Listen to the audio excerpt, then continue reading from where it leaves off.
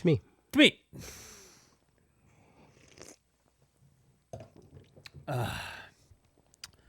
Season 1, episode 3.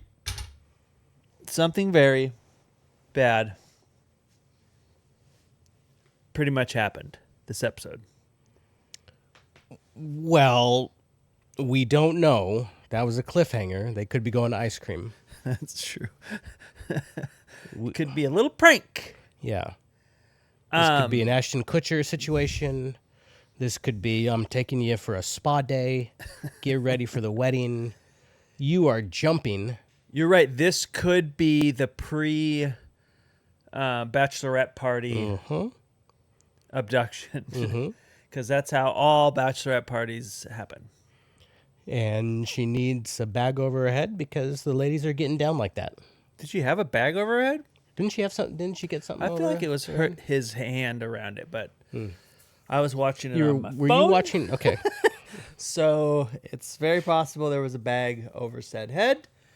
But we've skipped to the end of the ep. Yeah, I think on purpose. That's kind of the only part that I really want to spend a bunch of time on. Yeah, the episode was fine. Was it filler or Flanagan? It was definitely filler. It had some good moments to it. And it had a lot of like the same snark that's been super fun. It had a little bit of storytelling in that we got a little bit more, or at least some clues and hints about there's something more going on here. What do we get? What are the hints that we got? Well, a couple things I don't think I picked up on. One, tell me.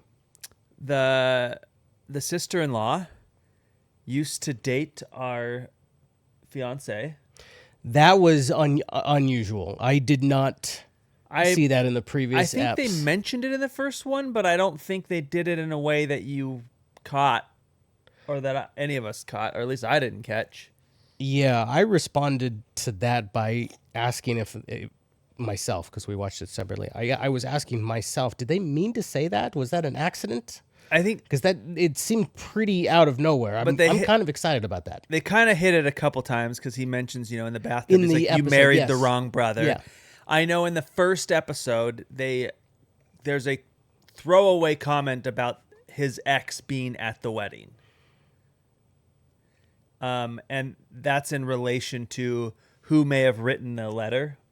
And so, but they didn't make that clear at all. And I think that's on purpose. I think they meant this episode to deliver this piece to us. So but it was still delivered in kind of a throwaway type of way. It was delivered in a throwaway, but then a more obvious way, but also still throwaway because I'm not saying it wasn't obvious. It was obvious, but it wasn't like pursuant to any major plot line or anything like that. It was just sort of tossed in. So I'm excited to see how that comes back around. Well, there's one thing I like about that is that seemed authentic to the characters because we didn't know, but they knew, right? And so her throwing it away as a throwaway line seems natural. But B, I wonder if they knew that they were going to wait that long to reveal that, or does that make sense? Yeah. Like maybe they didn't really have the roadmap perfectly planned out for that piece. The rest of it's kind of whatever, this ep. We get a lot more of the shots from our house guest view where he breathes heavily and walks around and creeps around on things. Though that could have just as well been a dog. So, okay, I'm glad you said that because that was we get this POV perspective, I think, 3 times. And the first time I was convinced it was the ghost of the dog because the very first time, I think, was the scene after the dad is taxiderming. He pulls the face off of the dog. And the second time, it seems to me very clearly to be human breathing. But the very first time, I thought it was the spirit of the dog. Well, they do. I didn't just because we'd already seen the guy from the first one, but I could see where that could come from. I could see that as being the twist they would do because they've done. That's what this show has been so far is like little twists on what's happening. So I could see that being the twist, is that it was just the dog the whole time, whether a dead dog or a live dog. The other thing is the nephew. Would that be the nephew? The kid? Yeah. He brings up that the dogs watch. Because the eldest doctor, the patriarch of the entire family, his whole thing is like, don't look the taxidermy dogs in the eye, they watch. And they've mentioned that a couple times now to it being something. I don't know whether that's a camera thing or what. But we see the doctor kind of react to maybe there being a guest in the house. We see the kid react to a door being locked that Door shouldn't that's be locked. Yeah. Mm-hmm. We see him catch said our intruder on the video camera. protagonist says to the kid, I think, wasn't it to the kid? I feel like there's somebody right behind this door. No, that was to the She future says sister-in-law. she does say it to him, and she says it to the sister-in-law because she's The sister-in-law explaining was her the first time. Yeah, her extra sensory perceptions. which I think she's essentially explaining her anxiety in life, and that she's just always her mental illnesses, if you will, as she describes it. I'm not using that term, but she's using that term in the show, is that she's always thinks something bad's about to happen, which I think we can relate to the fact that her mother died when she was young. And so she's just always thinking that, something horrible is about to drop. The other shoe's going to drop. You don't think she's force sensitive? You don't think she has any particular perceptions? No. I don't. I mean, I won't entirely rule it out, but I think that's her I think that was the, if you want to relate it to how we've talked about like men or other feminist writings that are written from the horror aspect, women are taught to not listen to their senses through, societies. You're being crazy, you're acting crazy, even though they're typically correct, right? And they're being written off. So if you want to look at it that way, sure. But I think in that sense,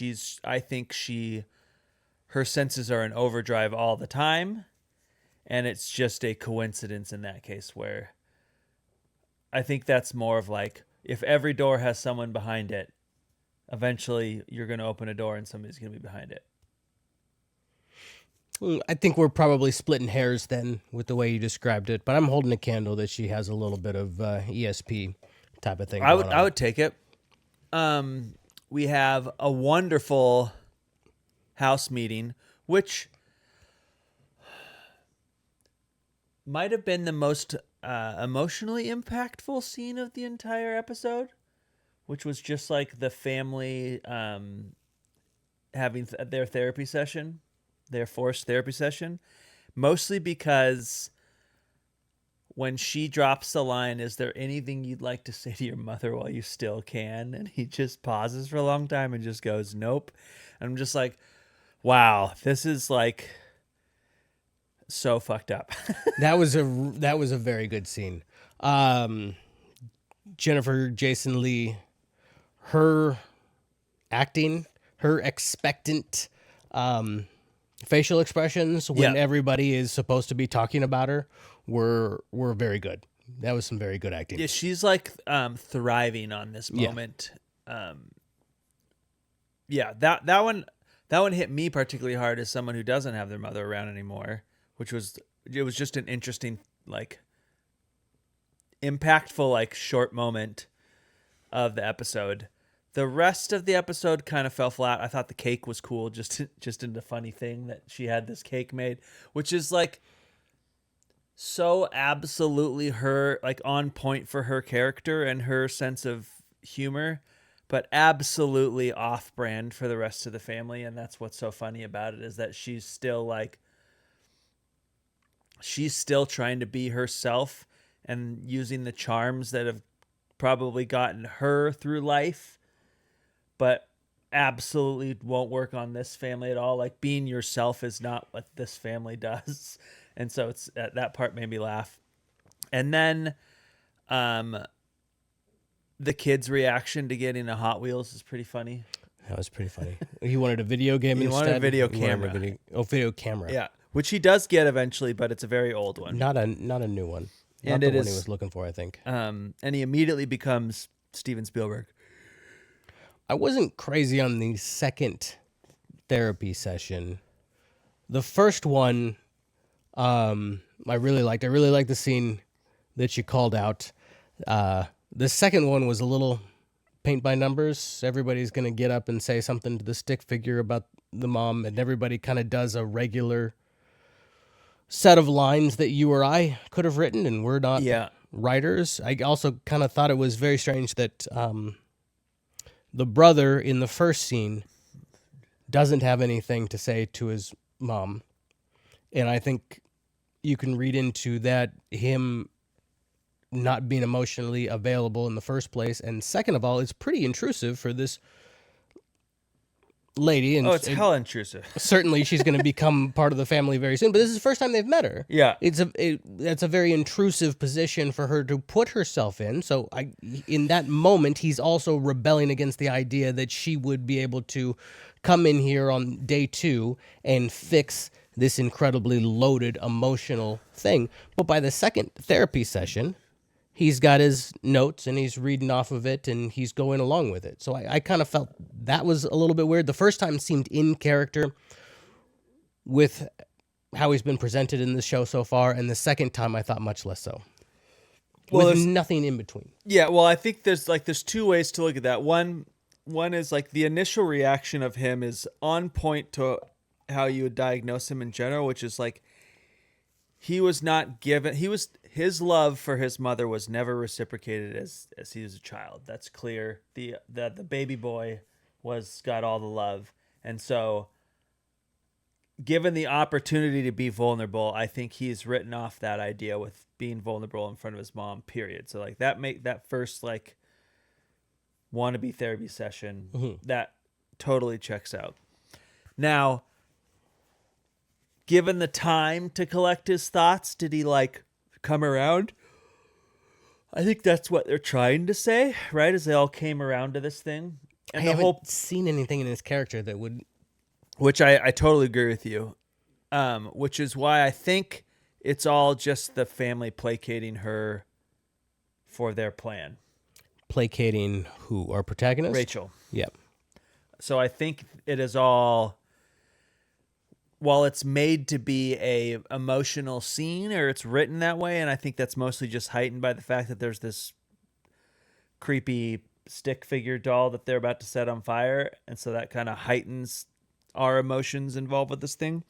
I think it is all just like scripted, that they came together and they're like, we're playing this game so that she turns down her senses.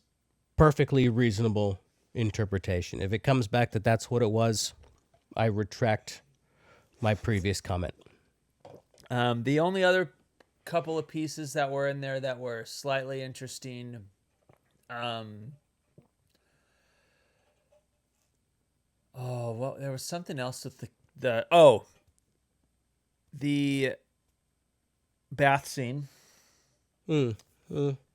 which I didn't find the scene very interesting, but it did really, it did give us a couple more clues into the plot.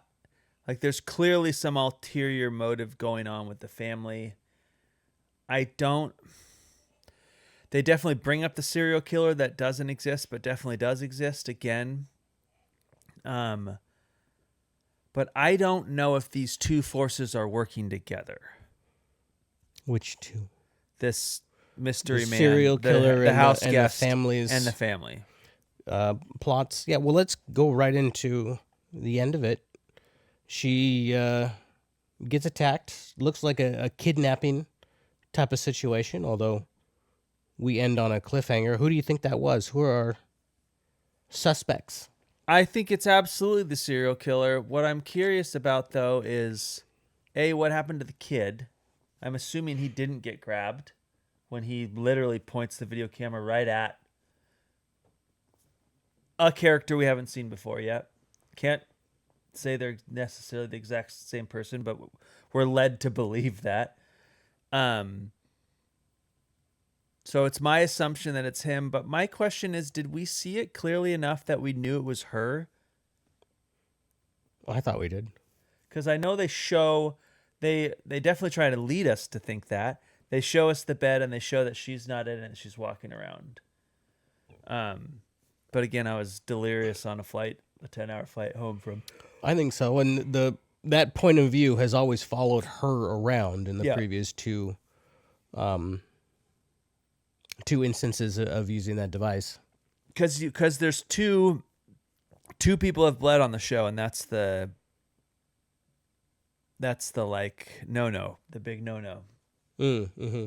So, but I think it was pretty clearly not the blonde sister. Yeah, I think it was Rachel. And then the only other main plot point was the son going off the rails and wanting to like call every doctor in the world to fix his mom and playing extreme mama's boy. Which he's playing that very well, and I think he's the perfect actor for that. But it's not exactly a new concept. No, and he also gets right back to the party line in the second therapy scene as well. He's no longer freaking out. Well, he has the fight with his dad shortly afterwards, but yeah, once the therapy kind of session comes together. So if you're telling me that after the first therapy session, before the second, they have a non-Rachel family meeting to tell everybody to figure it out, I would believe that. That would explain away those. I don't necessarily think the beats. whole family was in on that piece, but my guess is that the husband and his second wife definitely chatted about it and, came up with a strategy. I think the only the big questions I have are, is the family working with our uninvited guest, who we're assuming is a serial killer? Does the fiance know? aka does the innocent son know? And then, yeah, that's it. I think the innocent son does know. Okay. I think absolutely. But I'd believe we have a twist where it seems like he doesn't know. We find out that the family is bad, but he is still good, but then he turns on her later in the season. Where they escape together and then he turns on her. Yeah. I could see a situation like that. I'm also wondering if we have seen this kidnapper before. Maybe in the bar in the first ep. It definitely wasn't the guy who got stabbed in the hand. It's very possible, though, that it was like the guy driving the just married truck. But I don't think we've seen him anywhere yet.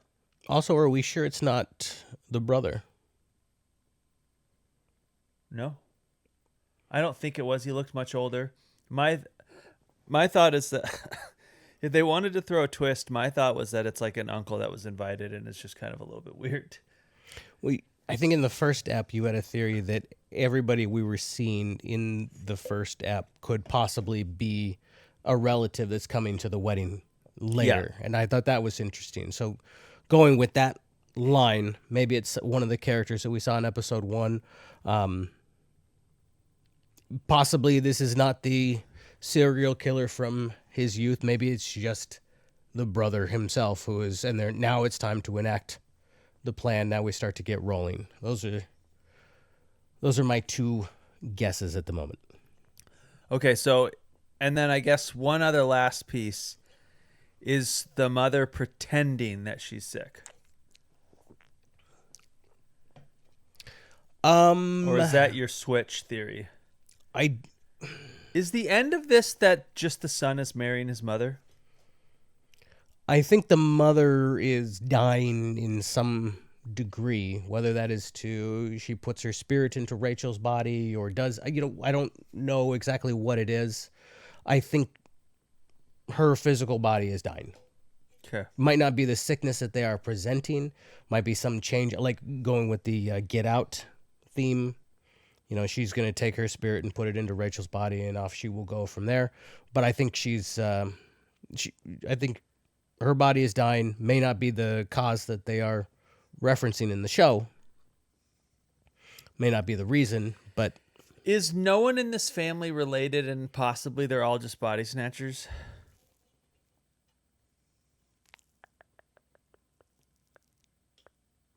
Like, is it possible the son is not the son of the mother? Like, it's possible. Yeah.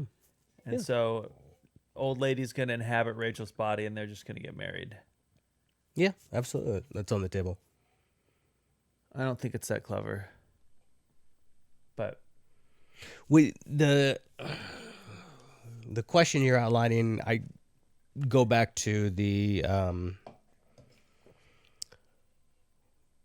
his sister-in-law and him used to date, that relationship. I think if we knew the answer to that question, I could tell you the answer to your question.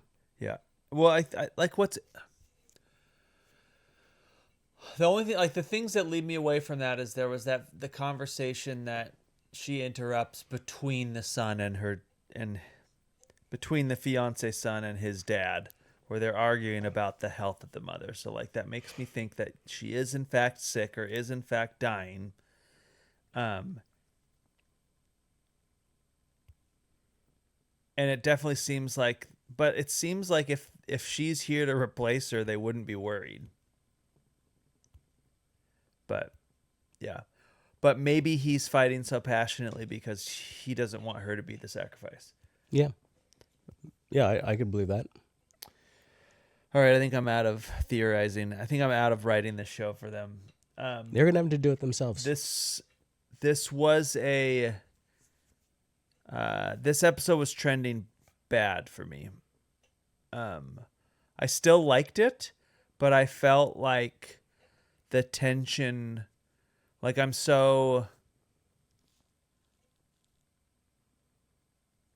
overstimulated by the tension now at this point, that like it doesn't have the effect that the first two episodes had. Well, the first episode was so and that's gone. We have not gone outside. We're in the house. The house. There's one scene of Rachel driving, presumably to get the cake, but we don't see anything other than she's in a car. Yeah. And that's it. So some of that intrigue and that allows the creators to do interesting stuff with new characters and new settings and things like that is gone. We've just been in the house now for 2 straight eps. Well, I don't think we're going to leave the house. This house? Oh, in the show. Yeah. I mean, we're not going to leave this house tonight. What if they eat more cake? But they eat all the cake. And All they the need cake. another cake.